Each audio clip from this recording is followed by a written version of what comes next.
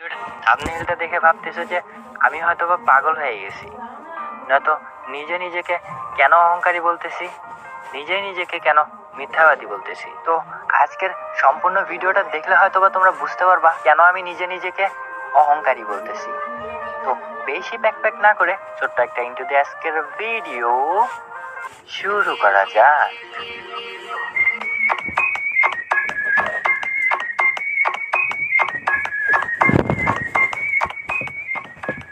তো দেখো বন্ধুরা, তোমরা যারা আমার সাবস্ক্রাইবার আছো, তোমরা যারা আমার টিকটকে ফলোয়ার্স আছো, তোমরা কম বেশি সবাই চাও আমার সঙ্গে গেমে অ্যাড হইতে।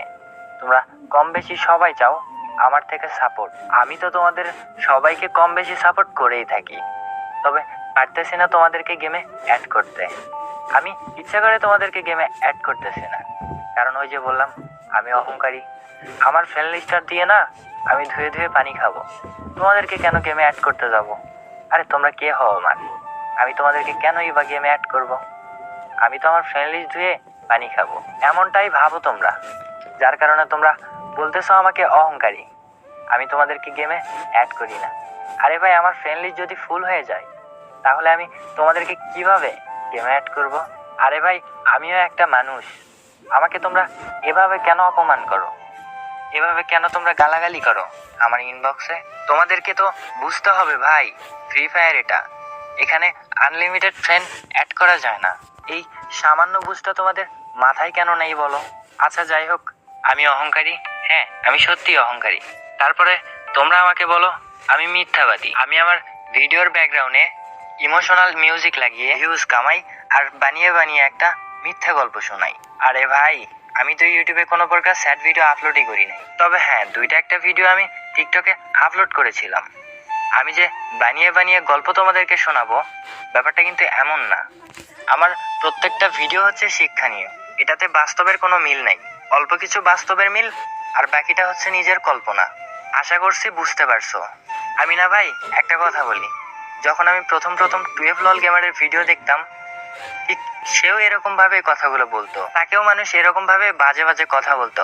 এখন বুঝতে পারতেছি সে কেন বলতো। ইউটিউব জীবনটাও অতটা সহজ না, ইউটিউবিং করা অতটা সহজ না যতটা সহজ আমরা ভাবি। আমরা যদি একজনের মুখে হাসি ফোটাতে যাই, অন্যজনের মুখে হাসি উড়ে যায়, তাহলে আমি কি ইউটিউবিং ছেড়ে দেব, বাদ দিয়ে দেব অনলাইন জগৎ, ছেড়ে যাব তোমাদেরকে? এইসব ভাবতেই না আমার অনেক কষ্ট লাগে। আমার তো ভাই কোনো হেটার ছিল না, তাইলে এত হেটার্স আমার কিভাবে হয়ে গেল বলো? আমার কোনো হেটার ছিল না, ছোট্ট একটা আইডিয়া আমার ভালোবাসার মানুষরাই ছিল, সেটাতে আজকে ভালোবাসার মানুষের থেকে হেটার্সই বেশি।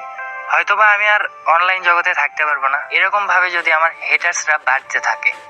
তো তোমরা যারা আমার হেটার্স আছো, তোমাদেরকে বলতেছি ভাই, আমি না অনেক কষ্টে পর্যন্ত আছি, আমার স্বপ্নটাকে তোমরা নষ্ট করে দিও না। যদি পারো আমাকে সাহায্য করো আমার স্বপ্ন পূরণে। দেখো অনেকে তো করতেছে, আমাকে সাহায্য করে কত দূর আনছে। তোমরা কি পারবা না আমাকে মাফ করে দিয়ে আমাকে আরো উপরে উঠাই দিতে? আমার অজান্তে যদি তোমাদেরকে আমি কষ্ট দিয়ে থাকি ভাই, আমাকে মাফ করে দিও। আমি হয়তো বা বুঝি নাই যে তোমরা ওই বিষয়ে কষ্ট পেয়ে যাবা এরকম ভাবে কথা বললে।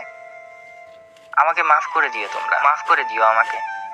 আচ্ছা ছোট ভাই মনে করে কি তোমরা আমাকে মাফ করে দিতে পারবা না? হয়তোবা আমার একটা কথাই তোমরা কষ্ট পাইছো, আমি ওইটা বুঝি নাই ভাই। এতটুকু আইডিয়া আমার, এতটুকু আইডিতে যদি তোমরা হেটার্স হয়ে থাকো তাহলে তো হবে না ভাই। তোমাদেরও সাপোর্ট দরকার, আমার আরো অনেক দূর যেতে হবে আমাকে।